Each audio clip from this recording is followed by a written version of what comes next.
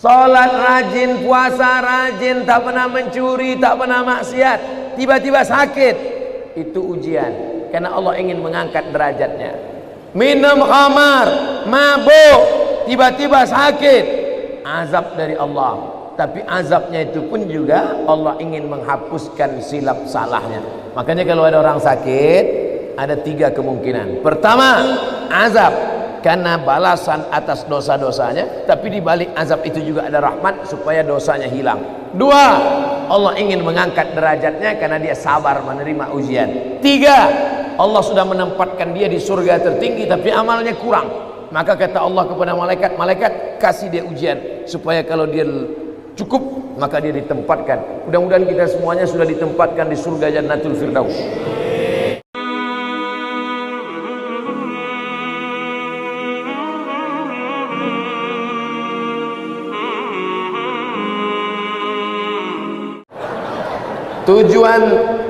Tujuan hidup di dunia ini harusnya seperti apa Pak Ustadz? Untuk apa kita di dunia ini Pak Ustadz?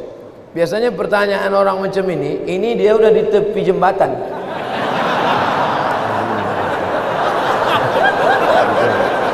Untuk apa hidupnya? Udah streaming. Untuk apa hidup ini?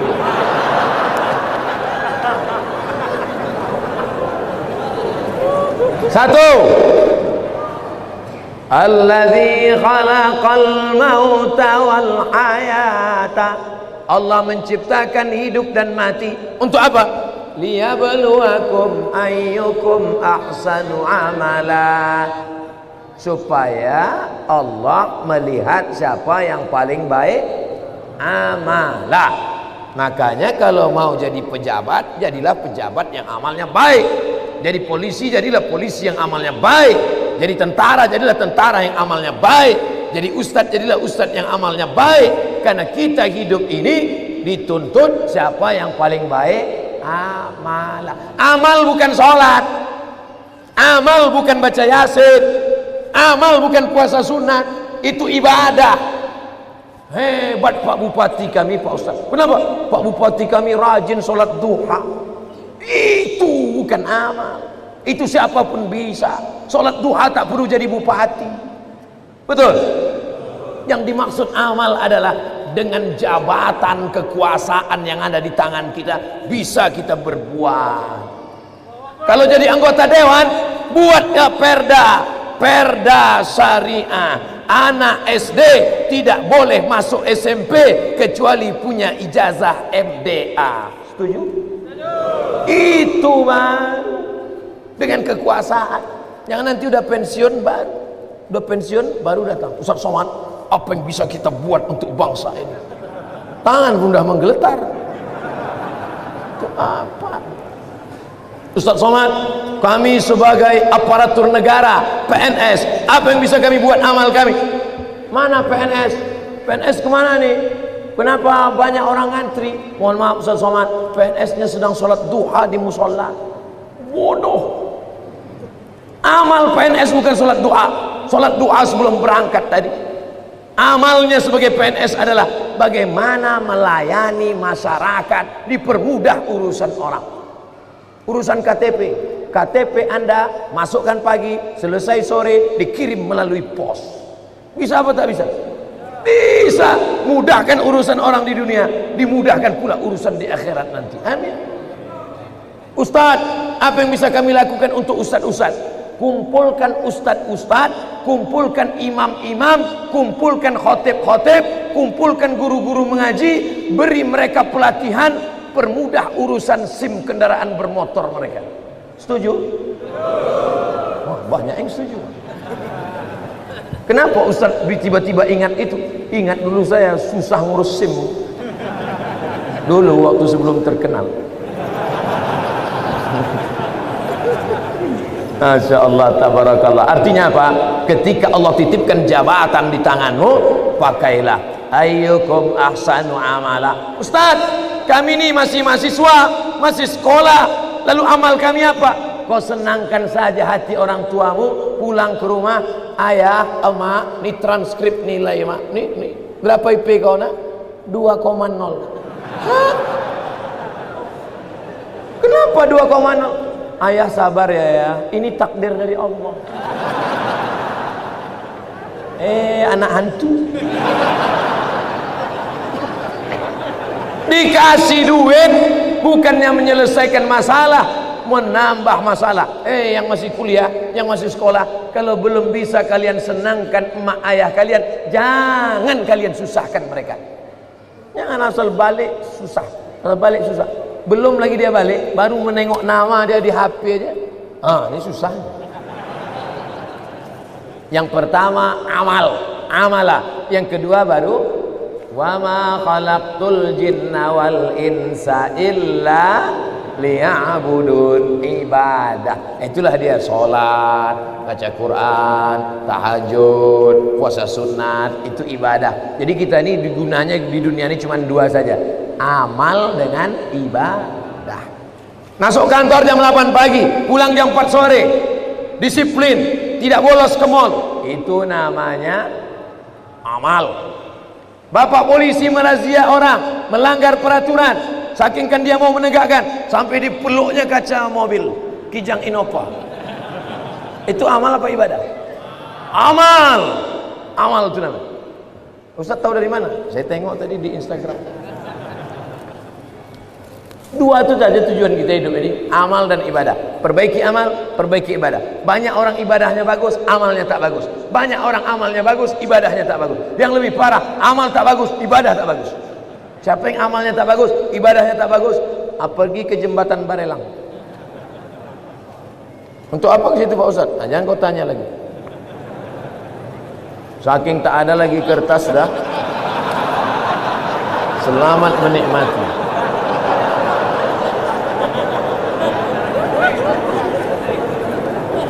Apakah azab hanya ada untuk orang yang sudah meninggal saja?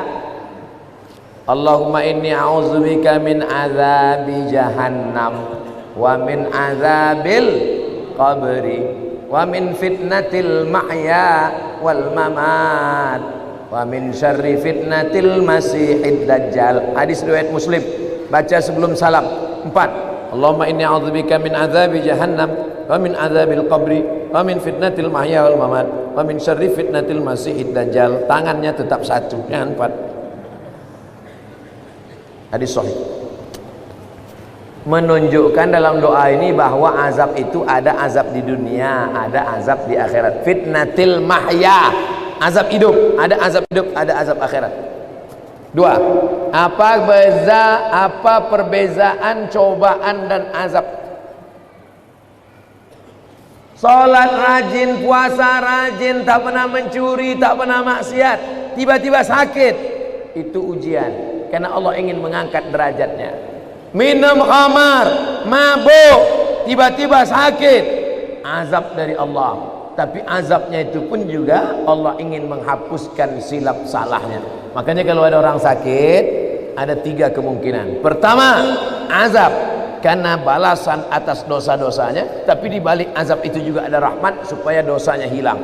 2, Allah ingin mengangkat derajatnya karena dia sabar menerima ujian. 3, Allah sudah menempatkan dia di surga tertinggi tapi amalnya kurang. Maka kata Allah kepada malaikat, malaikat kasih dia ujian supaya kalau dia cukup maka dia ditempatkan. Mudah-mudahan kita semuanya sudah ditempatkan di surga Jannatul Firdaus. Tinggal lagi menambah amal-amal kita. Ini udah kemarin nama dia di mana nih? Ini di Firdaus ya Allah. Amal dia gimana? Amal dia kurang-kurang sedikit. Buat dia agak demam-demam puyuh 3 hari. Kalau dia sabar masuk. Kalau nanti Bapak Ibu jamaah Tanjung Pinang masuk ke dalam surga, amin. Pas sampai ke dalam surga, tengok kanan kiri tak ada saya. Mana Ustaz Somad? Cari saya di ruang VVIP.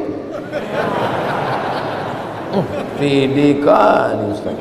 Orang Islam mesti pede. Yang ngajarkan dia pede Nabi. Man qala la ilaha illallah Muhammadur Rasulullah dakhalal jannah. Siapa yang mengucapkan la ilaha illallah Muhammadur Rasulullah dakhalal jannah, masuk surga. Ini banyak orang, kau gimana masuk surga? Entahlah Pak Ustaz, enggak pasti lagi. Apa tak pasti? Kau masuk surga, pasti masuk surga. Cuman masalahnya masuknya kapan? Nah itu lagi. Ada yang antriannya panjang, pakai transit delay pula lagi. Nauzubillah.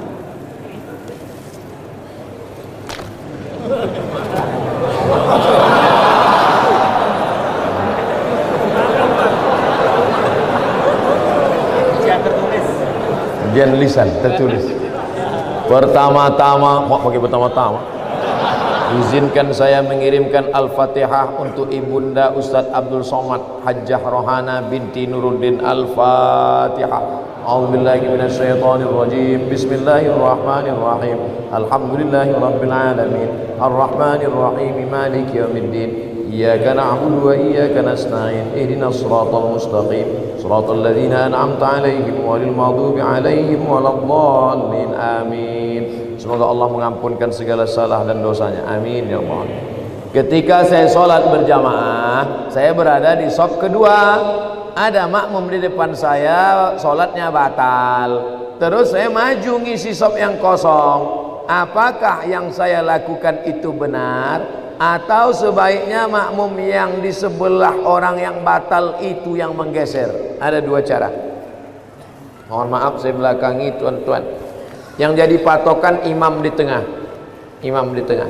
Lalu kemudian di mana orang yang batal tadi? Di sini. Kalau orang yang batal tadi di sini, maka shaf sini rapat kemari. Kalau yang batal tadi di sini, yang shaf sini datang kemari. Karena rapatnya kemari, bukan ke sana. Kalau tuan yang di belakang nengok dia tak bergerak, entah saking khusyuk atau dia takut, maka yang belakang ni maju ke depan. Nampak dia? Tengok beberapa detik tak bergerak, maju ke depan. Nah, nanti baru yang belakang pula maju ke depan. Tak boleh ada shaf kosong. Dua cara, samping ni ke tengah atau yang belakang tu ke depan. Bagaimana posisi derajat kedudukan mertua dan orang tua kandung di sisi Allah? Kalau engkau berbakti sama ayahmu, sama emakmu, biasa, karena dia yang mengandung 9 bulan 10 hari, menyusukan 2 tahun. Tapi kalau kau berbakti pada mertuamu, luar biasa. Kenapa? Karena dia memberikan anak gadisnya yang dilahirkannya dengan derai air mata, bersimbah darah, tiba-tiba dikasihnya anaknya kepada engkau hanya dengan mahar sebentuk cincin emas 1 gram, itu pun imitasi. Mau dia mengasihi anak gadisnya, ikhlas dia memberikannya. Ambillah nak. Tiba-tiba setelah anak gadisnya kau ambil seminggu sebulan, balik anak itu dalam keadaan mata biru, KDRT. Oh, di mana otakmu kau letakkan? Oleh sebab itu maka berbakti sama ibu biasa. Aku sayang sama engkau mak, biasa, karena makmu yang menyusukanmu 2 tahun. Tapi kalau kau berbakti sama dia, luar biasa, karena dia memberikan anak gadisnya kepada. Hai ibu-ibu, kasih anak gadis kalian sama yang soleh-soleh di Masjid Tanjung Pinang. Tak ada yang mengaminkan, tak dapatlah kalian. Yang mengaminkan yang udah nikah pula, dapat 2 nikah. Tolong diberitahu amalan sunat sebelum tidur malam Pak Ustadz. Wudhu. Sebelum tidur malam berwudhu. Paling bagus lagi sholat witir. Tapi katanya witir tengah malam. Ada 2 sahabat Nabi yang witirnya sebelum tidur. Pertama Abu Hurairah, yang kedua Abu Bakar Siddiq. Ya Aba Bakrin mata tutiru, hai Abu Bakar, kamu witirnya kapan? Ba'dal atama, habis isya salat witir. Maka siapa yang witirnya sebelum tidur, nanti malam tahajud saja tak usah tidur lagi, tak usah tidur lagi, tak usah witir lagi, maka dia dalam keadaan tidurnya suci. Baca kul huwallah, kul ambil falak, kul rabbin nas, ayat kursi, al-fatihah, subhanallah 33, alhamdulillah 33, Allahu akbar 33, miring ke kanan, hadap ke kiblat, bismika Allahumma ahya wa amut. Sunnah. Orang sekarang tidur megang remote. Pertama dia nonton TV, lama-lama TV itu nontonnya. Cemana mau dapat rahmat barokah? Mati su'ul khotimah. Yang ditonton film hantu.